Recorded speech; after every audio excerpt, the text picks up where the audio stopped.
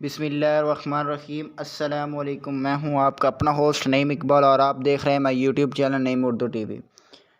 آج کی اس ویڈیو میں آپ سے بات کرنے والا ہوں پنجاب کے دارالحکومت میں پولیس نے اپنی مدیریت کا انوکھا مقدمہ درج کر لیا۔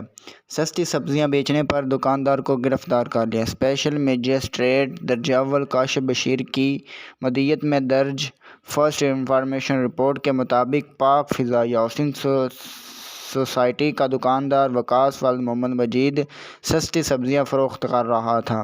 ایف آئی آر میں کہا گیا ہے کہ دکاندار بھنڈی سرکاری ریٹ 95 کی بجائے 73 روپے، ٹماٹر 50 کی بجائے 25 روپے، بینگن 60 کی بجائے 52 روپے، کریلے 50 کی بجائے 52 روپے، پیاز 40 کی بجائے 33 روپے کلو فروخت کر رہا تھا۔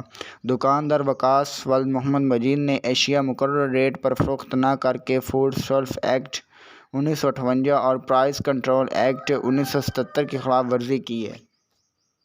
اگر آپ کو ہماری ویڈیو اچھی لگی ہو تو ہمارے چینل کو سبسکرائب کیجیے اور ساتھ ہی بیل آئیکن کو دبائیں۔ اس کا مطلب یہ ہوگا کہ میں جو بھی نئی ویڈیو اپلوڈ کروں گا اس کا نوٹیفیکیشن سب سے پہلے آپ کو ملتا رہے گا۔ شکریہ۔